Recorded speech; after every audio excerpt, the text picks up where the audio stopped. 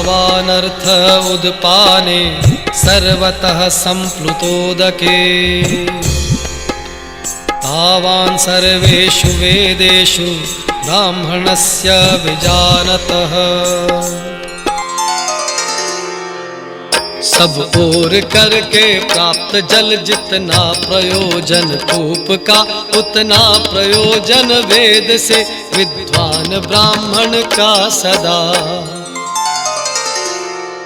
सब ओर से परिपूर्ण जलाशय के प्राप्त हो जाने पर छोटे जलाशय में मनुष्य का जितना प्रयोजन रहता है, ब्रह्म को तत्व से जानने वाले ब्राह्मण का समस्त वेदों में बस उतना ही प्रयोजन रह जाता है। कर्मण्येवाधिकारस्ते मा फलेषु कदाचन मा कर्म फल हेतुर्भू मा ते संगोस्त्वकर्मणि। अधिकार केवल कर्म करने का नहीं, फल में कभी होना न तू फल हेतु भी, मत छोड़ देना कर्म भी। तेरा कर्म करने में ही अधिकार है, उसके फलों में कभी नहीं। इसलिए तू कर्मों के फल का हेतु मत हो तथा तेरी कर्म न करने में भी आसक्ति न हो। योगस्थः कुरु कर्माणि संगं त्यक्त्वा धनंजय सिद्ध्य सिद्ध्योः समो भूत्वा समत्वं योग उच्यते। आसक्ति सब तज सिद्धि और असिद्धि मान समान ही, योगस्थ होकर कर्म कर है योग समता ज्ञान ही। हे धनंजय, तू आसक्ति को त्याग कर तथा सिद्धि और असिद्धि में समान बुद्धि वाला होकर योग में स्थित हुआ कर्तव्य कर्मों को कर। समत्व ही योग कहलाता है। दूरेण ह्यावरं कर्म बुद्धि योगा धनंजय बुद्धौ शरणमन्विच्छ कृपणाः फल हेतवः। इस बुद्धि योग महान से सब कर्म अतिशयहीन है, इस बुद्धि की अर्जुन शरण लो चाहते फल दीन है। इस समत्व रूप बुद्धि योग से सकाम कर्म अत्यंत ही निम्न श्रेणी का है। इसलिए हे धनंजय, तू समबुद्धि में ही रक्षा का उपाय ढूंढ, अर्थात बुद्धि योग का ही आश्रय ग्रहण कर, क्योंकि फल के हेतु बनने वाले अत्यंत दीन हैं। बुद्धि युक्तो जहातीह उभे सुकृत दुष्कृते तस्माद् योगाय युज्यस्व योगः कर्मसु कौशलम्। जो बुद्धियुक्त है पाप पुण्यों में न पड़ता है कभी, बन योग युक्त है योग ही यह कर्म में कौशल सभी। समबुद्धि युक्त पुरुष पुण्य और पाप दोनों को इसी लोक में त्याग देता है, अर्थात उनसे मुक्त हो जाता है। इससे तो समत्व रूप योग में लग जा। यह समत्व रूप योग ही कर्मों में कुशलता है, अर्थात कर्म बंधन से छूटने का उपाय है। कर्मजं बुद्धि युक्ता ही फलं त्यक्त्वा मनीषिणः जन्म बंध विनिर्मुक्ता पदं गच्छन्त्यनामयम्। नित बुद्धियुक्त हो कर्म के फल त्यागते मतिमान है, वे जन्म बंधन तोड़ पद पाते सदैव महान है।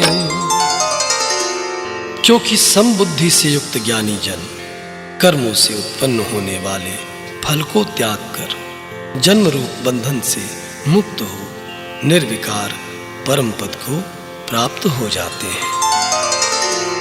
यदा ते मोह कलिलं बुद्धि व्यतितरिष्यति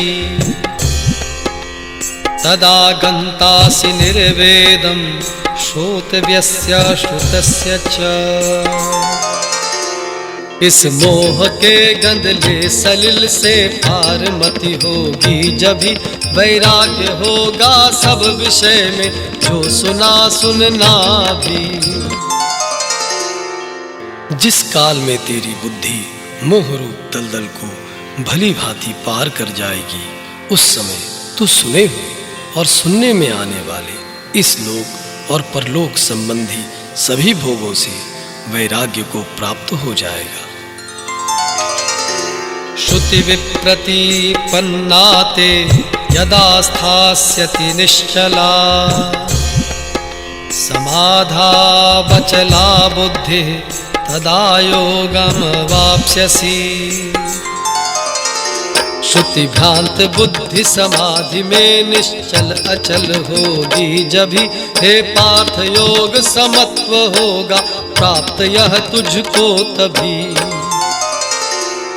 भांति भांति के वचनों को सुनने से विचलित हुई तेरी बुद्धि जब परमात्मा में अचल और स्थिर ठहर जाएगी, तब तू योग को प्राप्त हो जाएगा, अर्थात तेरा परमात्मा से नित्य संयोग हो जाएगा।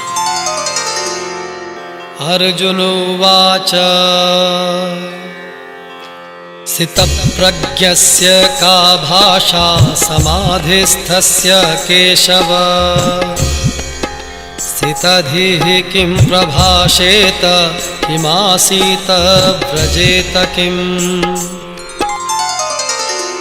अर्जुन ने कहा, केशव जिसे दृढ़ प्रज्ञ जन अथवा समाधि स्थित कहे, स्थिर बुद्धि कैसे बोलते बैठे चले कैसे रहे। अर्जुन बोले, हे केशव, समाधि में स्थित परमात्मा को प्राप्त हुए स्थिर बुद्धि पुरुष का क्या लक्षण है? वह स्थिर बुद्धि पुरुष कैसे बोलता है, कैसे बैठता है और कैसे चलता है? श्री भगवानुवाच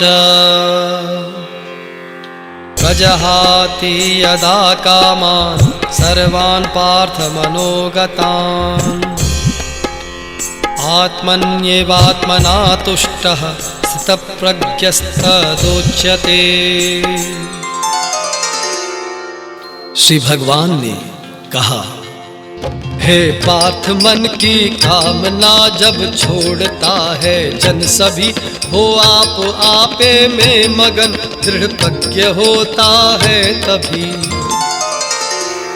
श्री भगवान बोले, हे अर्जुन, जिस काल में यह पुरुष मन में स्थित संपूर्ण कामनाओं को भली भांति त्याग देता है और आत्मा से आत्मा में ही संतुष्ट रहता है, उस काल में वह स्थित प्रज्ञ कहा जाता है। दुःखेष्वनुद्विग्न मनाः सुखेषु विगतस्पृहः वीतराग भय क्रोधः स्थितधीर्मुनिरुच्यते।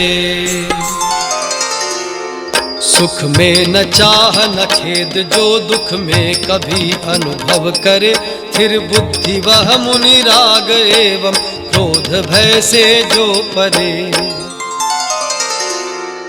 दुखों की प्राप्ति होने पर जिसके मन में उद्वेग नहीं होता, सुखों की प्राप्ति में जो सर्वथा निःस्पृह है तथा जिसके राग भय और क्रोध नष्ट हो गए, ऐसा मुनि स्थिर बुद्धि कहा जाता है।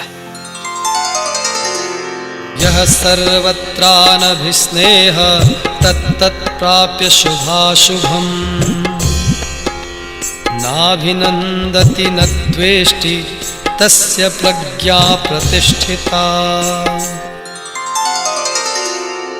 शुभ या अशुभ जो भी मिले उसमें न हर्ष न द्वेष ही, निस्नेह जो सर्वत्र है स्थिर बुद्धि होता है वही। जो पुरुष सर्वत्र स्नेह रहित हुआ उस शुभ या अशुभ वस्तु को प्राप्त होकर न प्रसन्न होता है और न द्वेष करता है, उसकी बुद्धि स्थिर है। यदा संहरते चायं कूर्मोऽङ्गानीव सर्वशः इन्द्रियाणीन्द्रियार्थेभ्यः तस्य प्रज्ञा प्रतिष्ठिता। हे पार्थ जो कछुआ समेटे अंग चारों छोर से, स्थिर बुद्धि जब यो इंद्रियां सिमटे विषय की ओर से। और कछुआ सब ओर से अपने अंगों को जैसे समेट लेता है, वैसे ही जब यह पुरुष इंद्रियों के विषयों से इंद्रियों को सब प्रकार से हटा लेता है, तब उसकी बुद्धि स्थिर है, ऐसा समझना चाहिए। विषया विनिवर्तन्ते निराहारस्य देहिनः, रसवर्जं रसोऽप्यस्य परं दृष्ट्वा निवर्तते। होते विषय सब दूर हैं, आहार जब जन त्यागता, रस किंतु रहता ब्रह्म को कर प्राप्त वह भी भागता। इंद्रियों के द्वारा विषयों को ग्रहण न करने वाले पुरुष के भी केवल विषय तो निवृत्त हो जाते हैं, परंतु उनमें रहने वाली आसक्ति निवृत्त नहीं होती। इस स्थित प्रज्ञ पुरुष की तो आसक्ति भी परमात्मा का साक्षात्कार करके निवृत्त हो जाती है। यततो ह्यपि कौन्तेय पुरुषस्य विपश्चितः, इन्द्रियाणि प्रमाथीनि हरन्ति प्रसभं मनः। कौन्तेय करते यत्न इंद्रिय दमन हित विद्वान है, मन किंतु बल से खींच लेती इंद्रियां बलवान है। हे अर्जुन, आसक्ति का नाश न होने के कारण ये प्रमथन स्वभाव वाली इंद्रियां यत्न करते हुए बुद्धिमान पुरुष के मन को भी बलात् हर लेती। तानि सर्वाणि संयम्य युक्त आसीत मत्परः, वशे हि यस्य इंद्रियाणि तस्य प्रज्ञा प्रतिष्ठिता। उन इंद्रियों को रोक बैठे योग युक्त मत पर हुआ, आधीन जिसके इंद्रियां दृढ़ प्रज्ञ वह नित नर हुआ। इसलिए साधक को चाहिए कि वह उन संपूर्ण इंद्रियों को वश में करके समाहित चित्त हुआ मेरे परायण होकर ध्यान में बैठे, क्योंकि जिस पुरुष की इंद्रियां वश में होती हैं उसी की बुद्धि स्थिर हो जाती है। ध्यायतो विषयान् पुंसः संगस्तेषुपजायते, संगात् संजायते कामः कामात् क्रोधो विजायते। चिंतन विषय का संग विषयों में बढ़ाता है, तभी फिर संग से हो कामना से क्रोध भी। विषयों का चिंतन करने वाले पुरुष की उन विषयों में आसक्ति हो जाती है, आसक्ति से उन विषयों की कामना उत्पन्न होती है, और कामना में विघ्न पड़ने से क्रोध उत्पन्न होता है। क्रोधात् भवति सम्मोहः, सम्मोहात् स्मृति विभ्रमः, स्मृतिभ्रंशात् बुद्धिनाशो, बुद्धिनाशात् प्रणश्यति। फिर क्रोध से है मोह सुधि को मोह करता भ्रष्ट है, यह सुधि गए फिर बुद्धि विनशे नष्ट है। क्रोध से अत्यंत मूढ़ भाव उत्पन्न हो जाता है, मूढ़ भाव से स्मृति में भ्रम हो जाता है, स्मृति में भ्रम हो जाने से बुद्धि अर्थात ज्ञान शक्ति का नाश हो जाता है, और बुद्धि का नाश हो जाने से यह पुरुष अपनी स्थिति से गिर जाता है। रागद्वेष वियुक्तैस्तु विषयानिन्द्रियैश्चरन् आत्मवश्यैर्विधेयात्मा प्रसादमधिगच्छति। पर राग द्वेष विहीन सारी इंद्रियां आधीन कर फिर भोग करके भी विषय रहता सदैव प्रसन्न नर। परंतु अपने अधीन किए हुए अंतःकरण वाला साधक अपने वश में की हुई राग द्वेष से रहित इंद्रियों द्वारा विषयों में विचरण करता हुआ अंतःकरण की प्रसन्नता को प्राप्त होता है।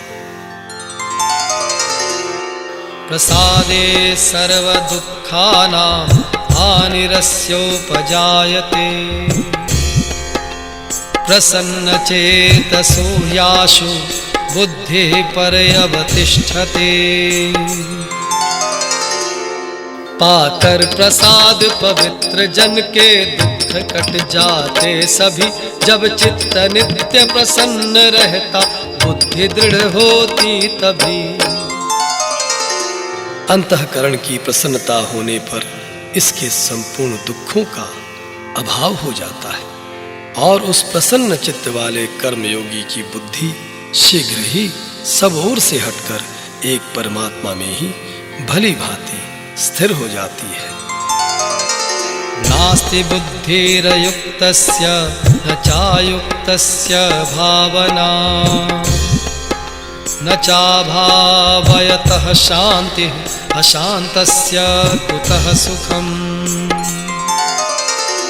रहकर अयुक्त न बुद्धि उत्तम भावना होती कहीं, बिन भावना नहीं शांति और अशांति में सुख है नहीं।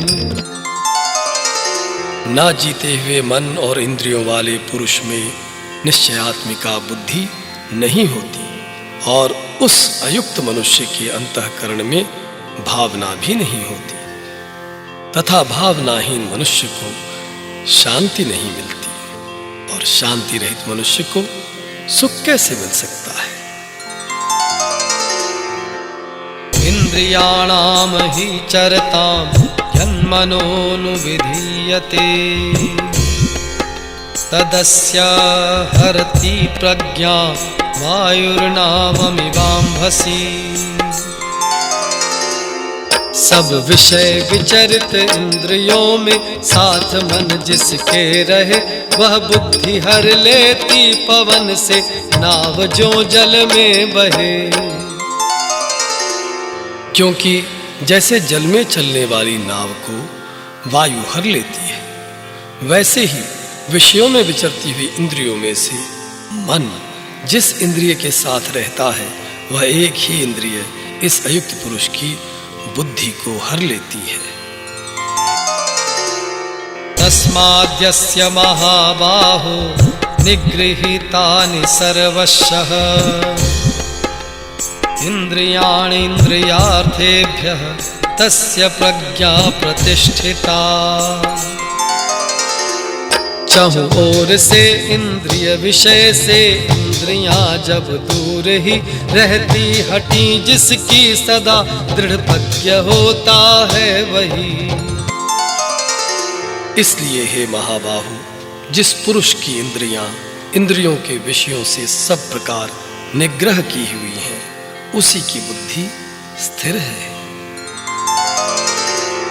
या निशा सर्वभूतानां तस्यां जागर्ति संयमी, यस्यां जागृति भूतानि सा निशा पश्यतो मुने। सबकी निशा तब जागता योगी पुरुष है तात है, जिसमें सभी जन जागते ज्ञानी पुरुष की रात है। संपूर्ण प्राणियों के लिए जो रात्रि के समान है, उस नित्य ज्ञान स्वरूप परमानंद की प्राप्ति में स्थित प्रज्ञ योगी जागता है। और जिस नाशवान सांसारिक सुख की प्राप्ति में सब प्राणी जागते हैं, परमात्मा के तत्व को जानने वाले मुनि के लिए वह रात्रि के समान है। आपूर्यमाणमचल प्रतिष्ठं समुद्रमापः प्रविशन्ति यद्वत् तद्वत्कामायं प्रविशन्ति सर्वे स शान्तिमाप्नोति न कामकामी। सब ओर से परिपूर्ण जल निधि में सलिल जैसे सदा आकर समाता, किंतु अविचल सिंधु रहता सर्वदा। इस भांति ही जिसमें विषय जाकर समा जाते सभी, वह शांति पाता है न पाता काम कामी जन कभी। जैसे नाना नदियों के जल सब ओर से परिपूर्ण अचल प्रतिष्ठा वाले समुद्र में उसको विचलित न करते हुए ही समा जाते हैं, वैसे ही सब भोग जिस स्थित प्रज्ञ पुरुष में किसी प्रकार का विकार उत्पन्न किए बिना ही समा जाते हैं, वही पुरुष परम शांति को प्राप्त होता है, भोगों को चाहने वाला नहीं।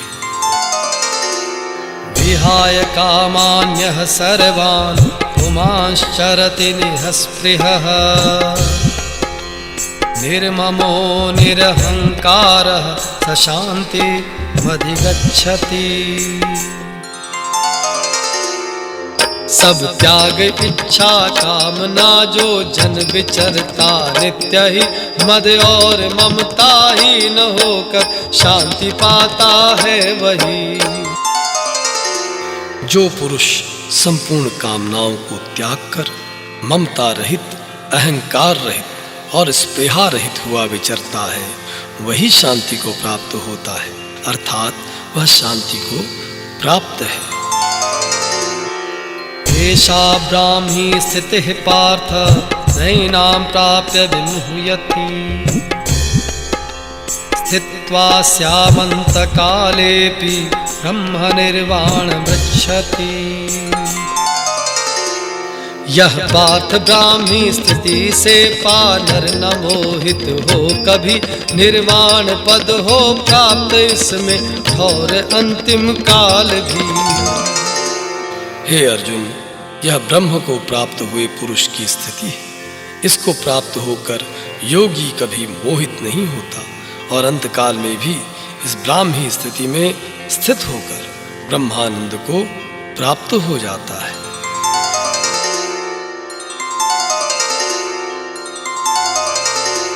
ओम तत्सदिति श्रीमद्भगवद्गीता उपनिषत्सु ब्रह्म विद्यायां योगशास्त्रे श्रीकृष्ण अर्जुन संवादे सांख्ययोगो नाम द्वितीयोऽध्यायः।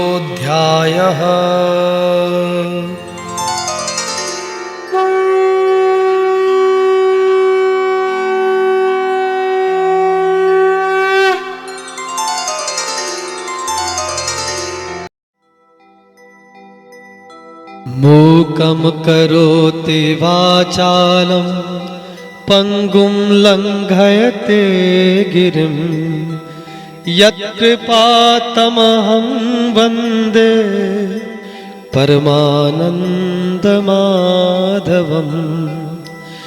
वसुदेवसुतं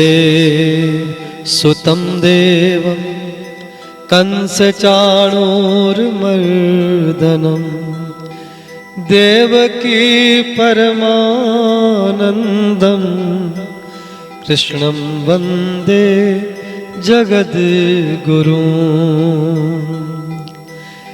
कृपा कोर से मूक बोलते, पंगु डोलते हैं अविराम, पूर्ण काम विश्राम जगत के माधव परमानंद प्रणाम। हे वसुदेव देवकी नंदन, दिव्य दिनेश परम सुखधाम, कंस और चाणूर निकंदन जगद गुरु श्री कृष्ण प्रणाम, जगद गुरु श्री कृष्ण प्रणाम, जगद गुरु श्री कृष्ण प्रणाम।